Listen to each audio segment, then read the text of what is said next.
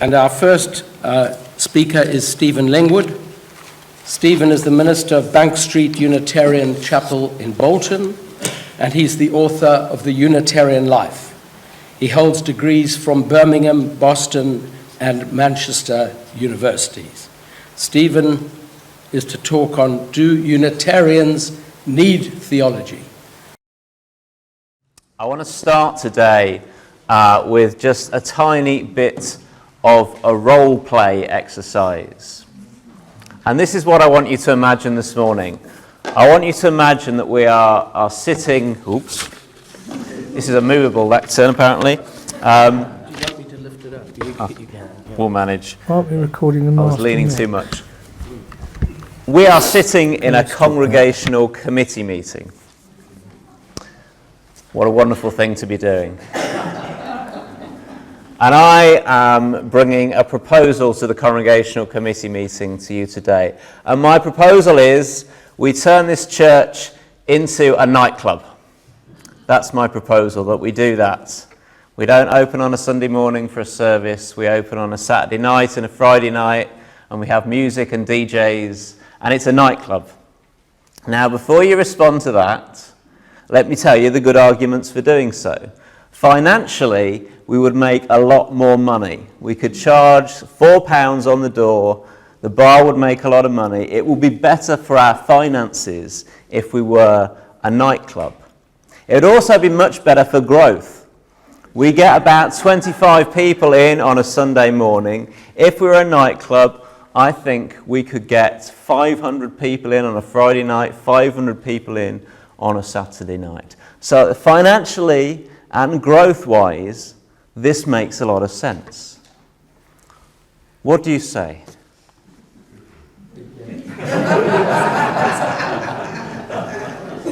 Shout it out. What are your gut instincts? What are your responses?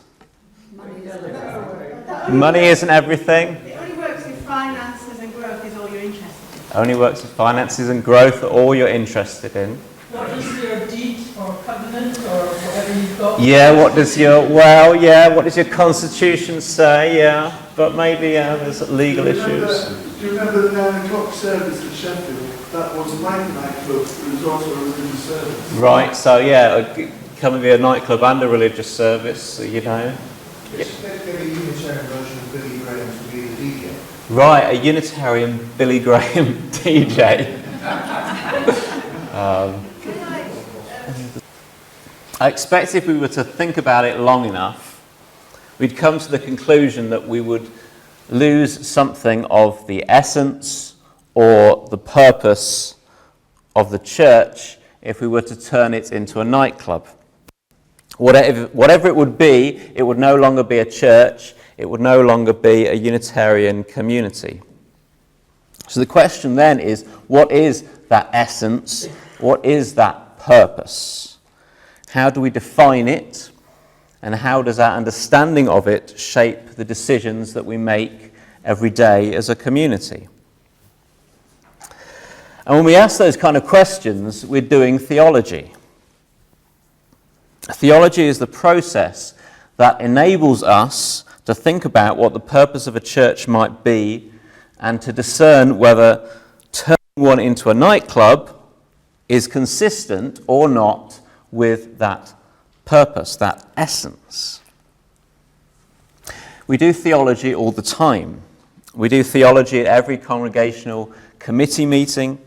Every preacher does theology when they create a sermon. We do theology when we write a slogan on the notice board or on the website. These are theological tasks. But this is surface level theology.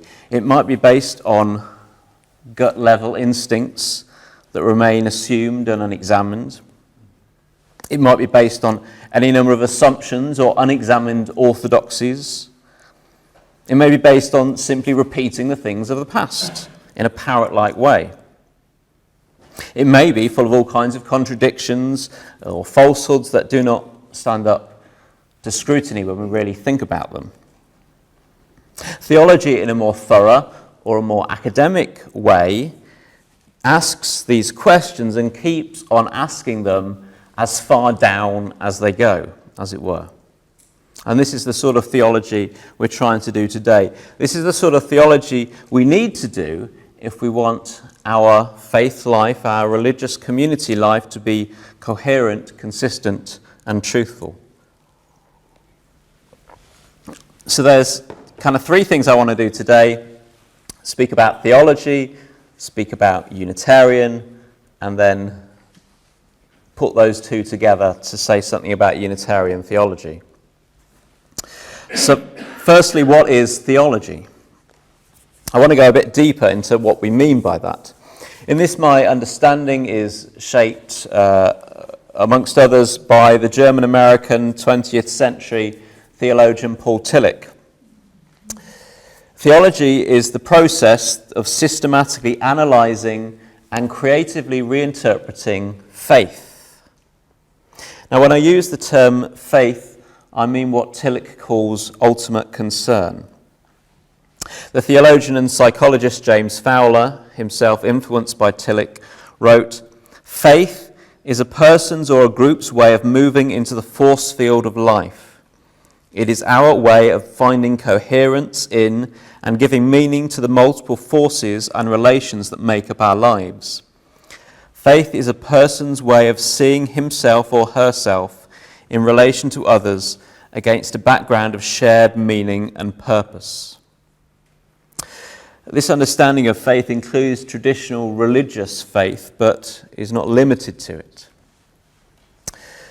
Theology reflects on faith, and theology reflects on faith from within faith.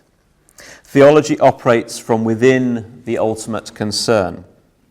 It does not claim to be objective. This method is so alien to the modern approach to science broadly that it can sometimes mean theology is seen as an unworthy academic discipline. But Tillich put it this way, and apologies for the masculine language here of the assumption that philosophers and theologians are men, but that's the way that Tillich wrote. The philosopher tries to maintain a detached objectivity toward being and its structures. He tries to exclude the personal, social, and historical conditions which might distort an objective vision of reality. The theologian, quite differently, is not detached from his object, but is involved in it. He looks at his object, which transcends the character of being an object, with passion, fear, and love. This is not the eros of the philosopher or his passion for objective truth. It is the love which accepts saving and therefore personal truth. The basic attitude of the theologian is commitment to the content he expounds. Detachment would be a denial of the very nature of this content. The attitude of the theologian is existential. The theologian, in short, is determined by his faith or her faith. Now, does this mean that theology is entirely subjective, that it wallows in its own idiosyncratic subjectivity? Or that it simply expounds the truths of the past, of the faith, without recourse to the challenge, simply regurgitating the orthodoxy of the ancestors? My answer is no. Theology is a more complex endeavour than any of those views. The nearest analogy I can come up with is that of architecture. Architecture involves an understanding of the truth of physics, an appreciation of the art of form, and the commitment to create buildings. The commitment to a certain school or style of art, the commitment that certain forms are beautiful, may be a subjective commitment. The understanding of gravity, however, is objective and essential if you're going to design a building that will not fall down. And the end point is not just to appreciate good buildings, but to create them yourself. Similarly, theology may be committed to a certain form of faith, and that commitment might be subjective. That's a big issue we don't have time to go into. You could go into that, but I'm not going to, but I'll just leave that there for now. Nevertheless, there are truths within which theology needs to be consistent. Theology needs to have an internal logical consistency, needs to be consistent with and not contradicting philosophical, scientific and psychological truths. And in the end, theology is not concerned to simply describe religious faith. Theology is committed to doing faith, to creating faith. In that sense, theology is more of an applied than a pure science. In a methodological sense, it has more in common with art, architecture, music and engineering than philosophy, physics, history, or even religious studies. It is not content to only describe something, it also wants to do something. This leads to another important thing about theology. Theology, by definition, cannot remain in the academy, but must live and find expression in the liturgical, spiritual, and pastoral life of the faith community. This is a point often ignored by theologians, leading to the gap between the theology of the academy and the theology of the local faith community. But I would suggest that if a theology never lives or finds its expression in the local community, then it has stopped with the job half done. This, I would suggest, is a large part of why movements of liberal theology have largely failed. It's because theology has rarely been translated into liturgy. So, to give one example, if our theology says God is beyond gender, neither male nor female, but the local church still sings, "Dear Lord and Father of mankind," then the living theology of the church remains that God is male, even if an official or academic theology is that God is beyond gender. I'd suggest that liberals in some ways have been too pliant in this sort of thing, saying, "Oh, never mind, it's all a metaphor anyway," and tolerating illiberal liturgy that keeps us thinking in illiberal theological terms. If the theology of our liturgy and our hymnody remains conservative, then the task of a liberal theology is incomplete.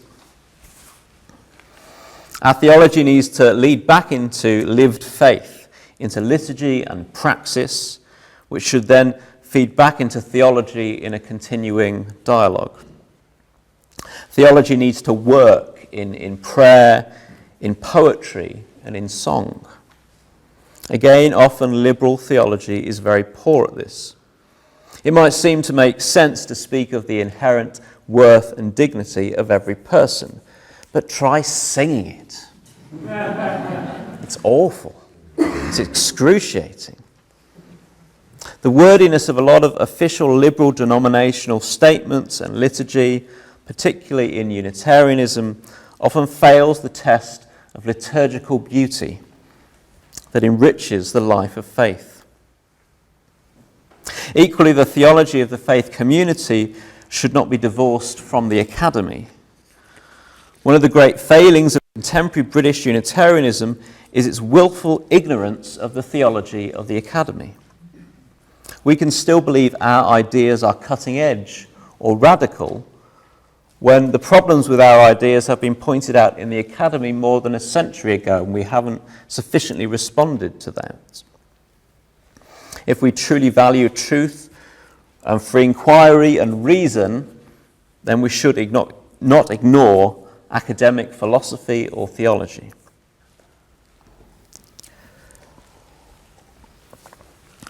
So we're on now to understanding Unitarian. Having said something very briefly about theology, I want us to think about the word Unitarian. And this is not a simple task because there's all kinds of cul-de-sacs we could get lost down at this point. Knowing we're heading towards wanting to say something about Unitarian theology, we might have to assume that Unitarian has some meaning to do with faith.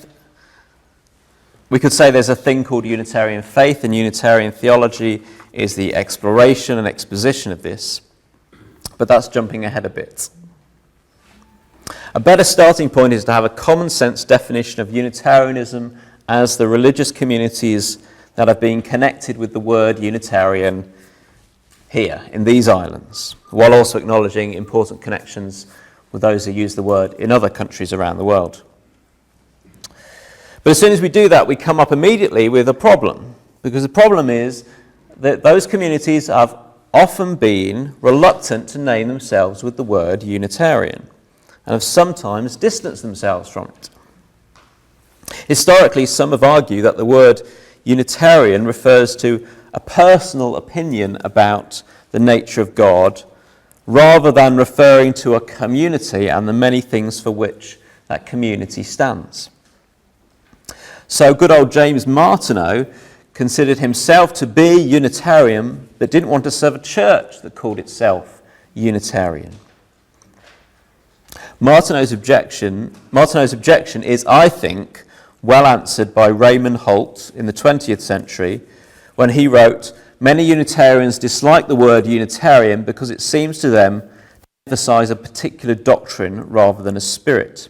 They forget that the significance of a word is given by its life history, not by its etymology, or by the definitions that compilers of dictionaries try to impose upon them." I think this is a really important in avoiding the cul-de-sac in our journey today. I'm not defining Unitarian in a narrow or etymological sense, and I believe we shouldn't define Unitarian in such a narrow way. The word Unitarian does not just mean the doctrine of the unipersonality of God.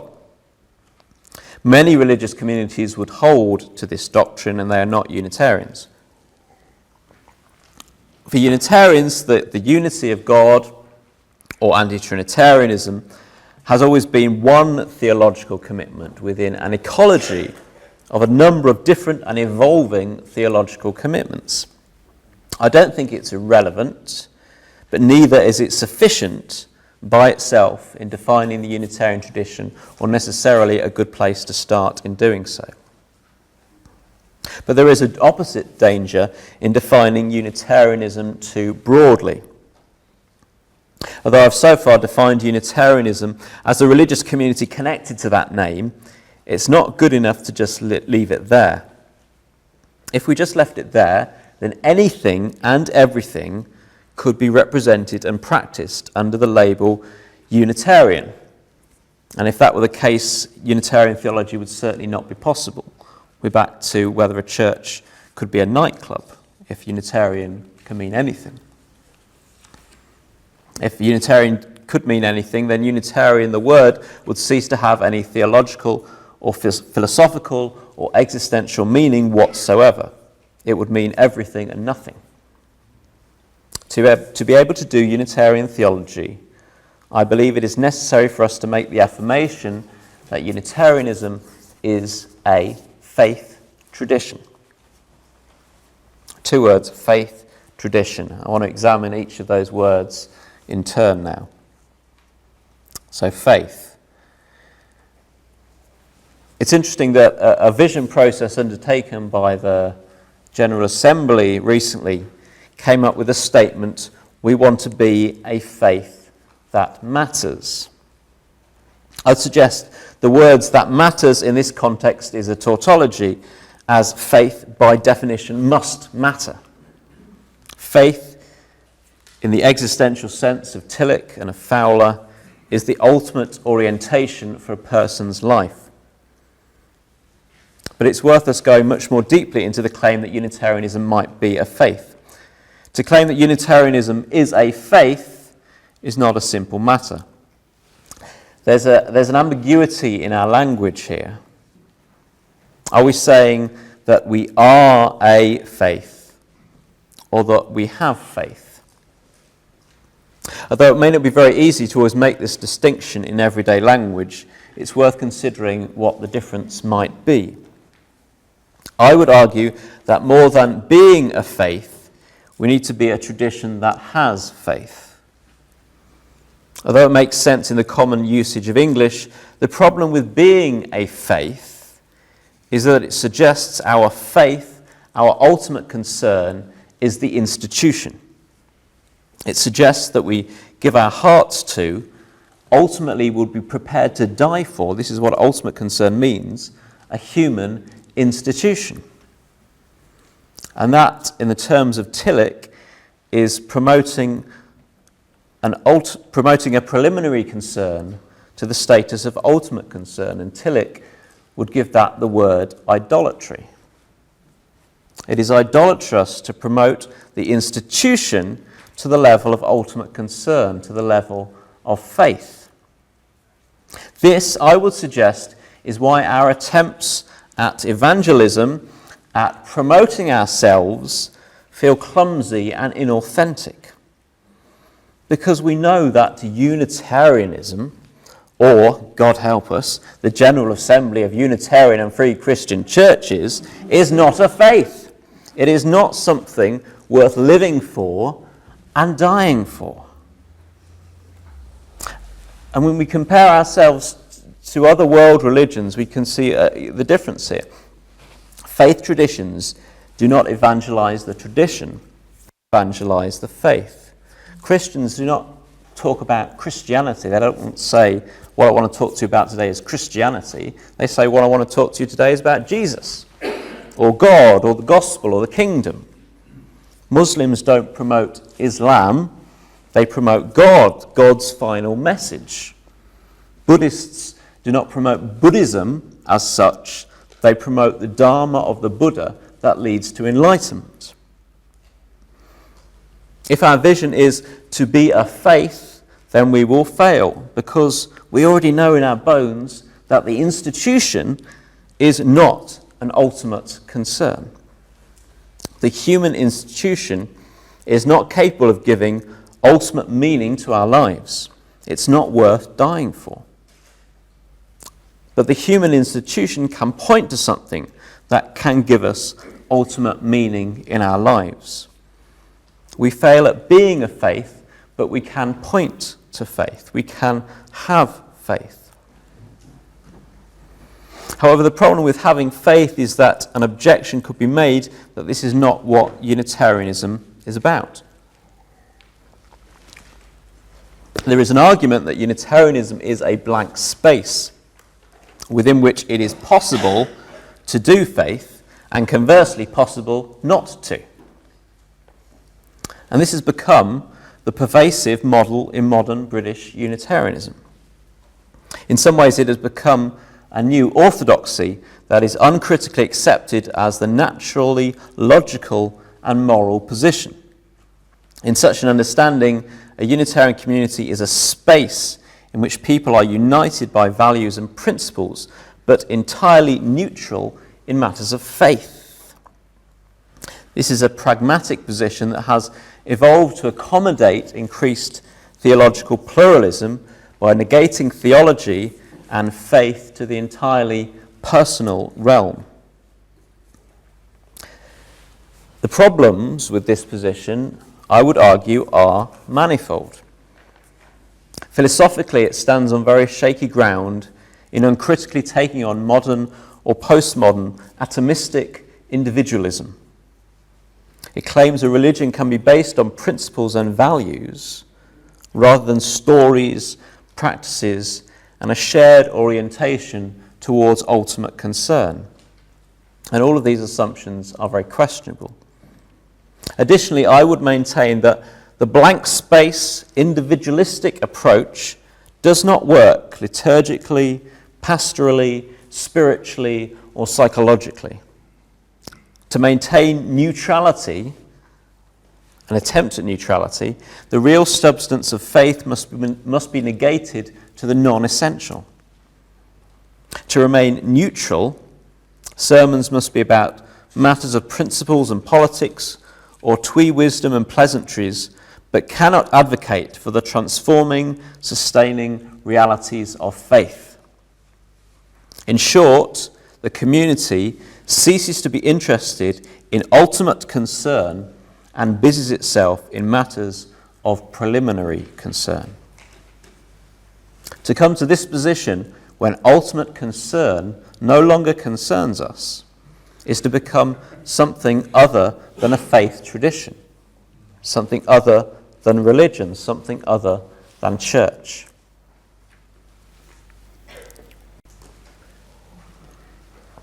So, tradition.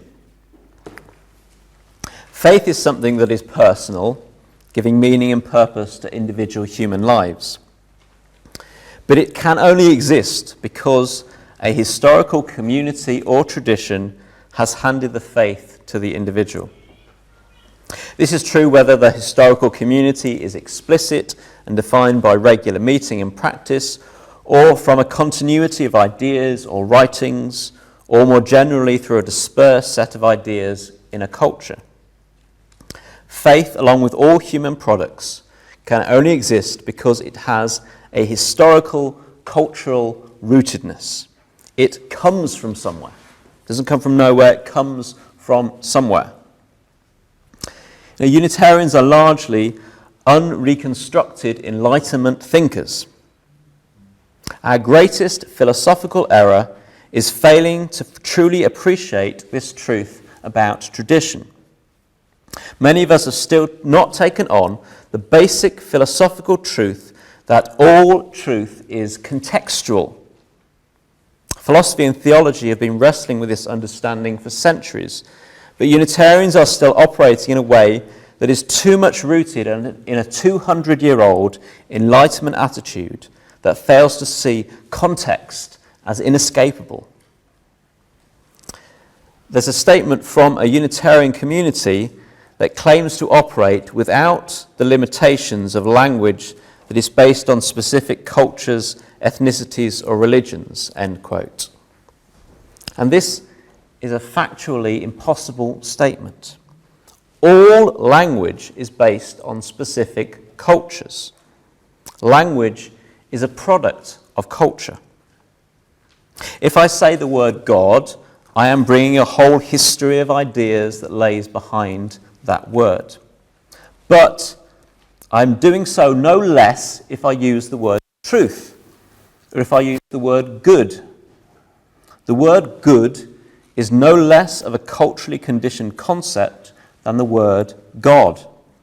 Every single word I could possibly use comes through a specific history of language and culture. We cannot escape, this is my main big point here today, we cannot escape the historically conditioned nature of all human existence. One of the greatest fallacies in today's Unitarian community is that specificity is immoral. I might change that to particularity if I fail to be able to keep saying the word specificity, because I'm going to say it a lot. We'll see how we get along with that. We think the only way to be inclusive and moral and liberal is to deny specificity. The problem with this is that it's impossible. If we are operating in the English language, we are operating within a limited understanding through a specific culture and history that we cannot escape, and that is true of every language. What the moral philosopher Alistair MacIntyre has argued about morality can equally be said about theology and religion. Alistair MacIntyre says, morality is always to some degree tied to the socially local and particular, and that the aspirations of the morality of modernity to a universality freed from all particularity is an illusion, and that there is no way to possess the virtues except as part of a tradition in which we inherit them and our understanding of them. In a similar vein, the Unitarian 20th century theologian James Luther Adams wrote that we must deny the immaculate conception of virtue. I like that. Deny the immaculate conception of virtue and affirm the necessity of social incarnation. Again, Adams wrote, we need to strike root in a definite plot of soil. We need somehow to find our place in a continuing and promising tradition with its sacred books, its communion of saints, and its disciples. In the church, we accept the truth, by their fruits you shall know them. But we also accept the truth, by their roots you shall know them. Where there are no roots, there will be no fruits. There was a suggestion to the organisers of this conference that this should be an interfaith conference. And I say very firmly that it most definitely should not be. Firstly, because there's a lot of interfaith conferences and we'd be a poor version of those. Or maybe we should just go to those that already exist. And secondly, because it would be an escape from the hard work of thinking about our own specificity. We don't understand the world by leaping straight to the universal. We must live in the particular and understand that more deeply. Specificity is not immoral. Specificity is not only inescapable, but necessary and useful in order to do the work of faith, of morality, of religion. There is no way to do faith apart from within a tradition of faith, a tradition of stories and practices and ways of being. So having explored the meaning of theology and the meaning of Unitarian, perhaps now it's time to do some Unitarian theology. And the scope of this talk is not to give a complete systematic Unitarian theology. My task here has been more methodological and critical than creative and constructive. I'm seeking to clear some space to lay down some foundations and boundaries for what any future Unitarian theology might look like. Nevertheless, at this point, we can say we're beginning to really do Unitarian theology. The Unitarian tradition makes theological claims. These claims are distinctive and different, even contradictory to other faith traditions. We may sometimes shy away from this truth, but to shy away from making a theological claim is in itself making a theological claim. It's better to be truthful about this matter rather than having a pretense to a falsely neutral position. Now, today I want to limit myself to just two theological commitments for Unitarianism.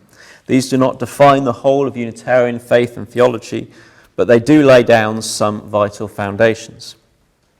At this point, I am engaging in a creative and constructive task of articulating Unitarian faith and theology. I am attempting to articulate and make explicit what I believe has been implicit in the Unitarian tradition, although there's not space for me to fully explore the historical connectedness of that claim. So firstly, I want to say Unitarian faith is committed to the intimacy and immediacy of the holy.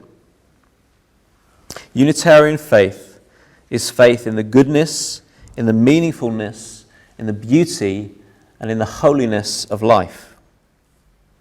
Unitarian faith makes the claim that life is a blessing and not a curse, that there is a beauty and a holiness that surrounds us, that our purpose is not to escape this existence, but to live in it more deeply, that we are intimately connected to a holiness that binds us all together.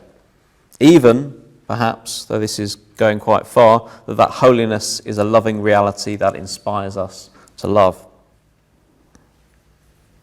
The faith may be only implicit when Unitarians emphasize the rational and practical aspects of religious life, but I think becomes more explicit in the Unitarian mystical tradition. Unitarian spirituality has been characterized by a more immanent than transcendent spirituality.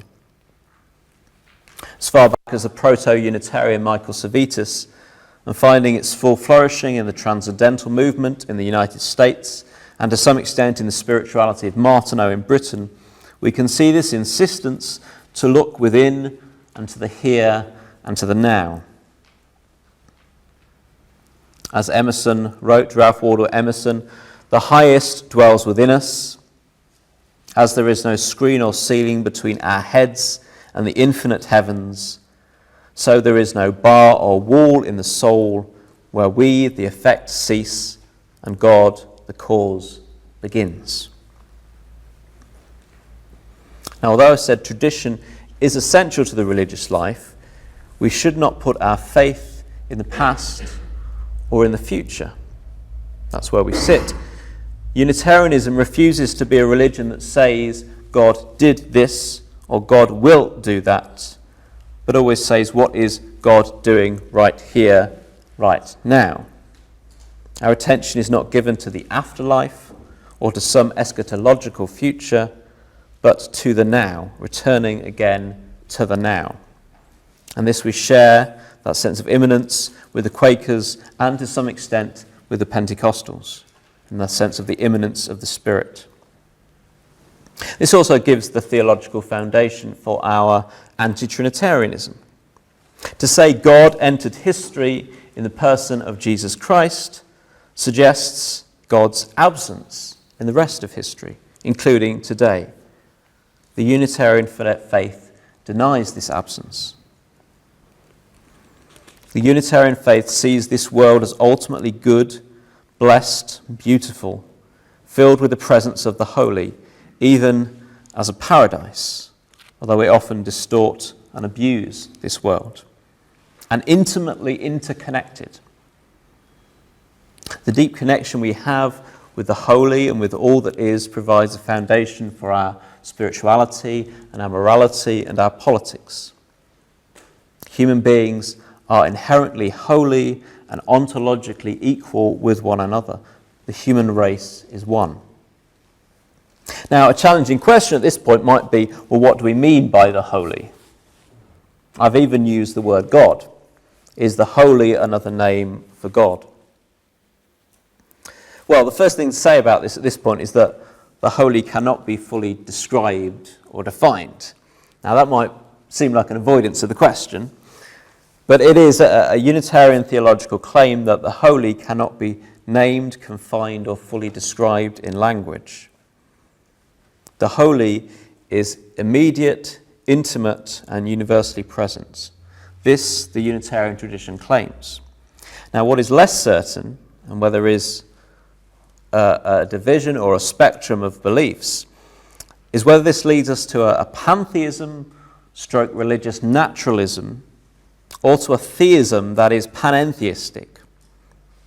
In other words, there is a legitimate question about whether the Christian language of God is still sufficient for describing or practicing this theology, or whether some form of religious humanist, stroke religious naturalist language is more appropriate.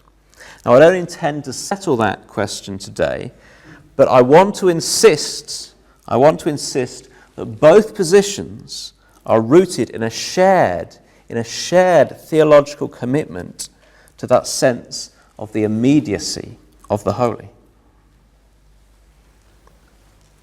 Next claim I want to make: Unitarian faith is committed to the ever-unfolding nature of truth. The Unitarian tradition affirms that revelation is continuous and accessible to the individual. The commitment to the authority of reason and conscience is founded on this view. Andrew Hill expresses it in this way: our understanding of the truth is a continuously growing process by which reality slowly discloses its essential nature in response to human effort. Again, James Luther Adams. Religious liberalism depends first on the principle that revelation is continuous, meaning it has not been finally captured.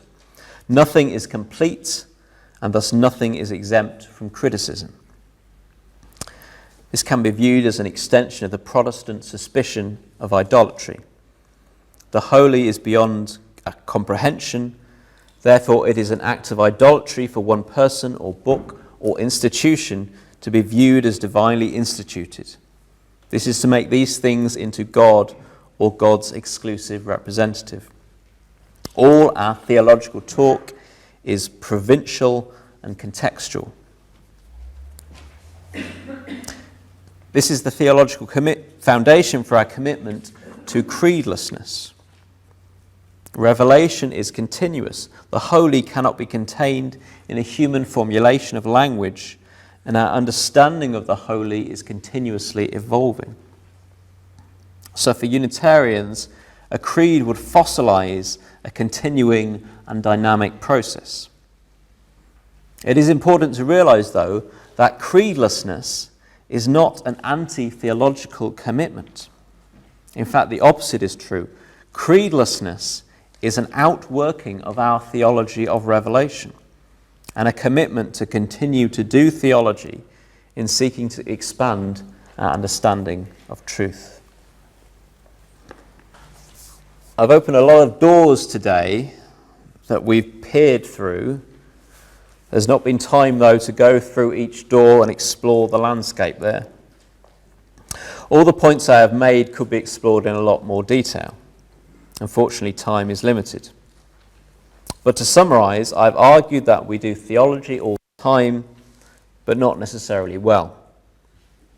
If we are a faith community that values truth and free inquiry, we should practice theology more systematically and thoroughly, bringing the academy and the local faith community into dynamic dialogue.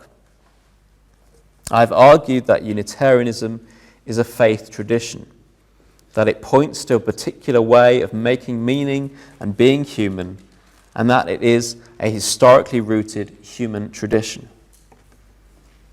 As a faith tradition, it makes historically conditioned theological claims.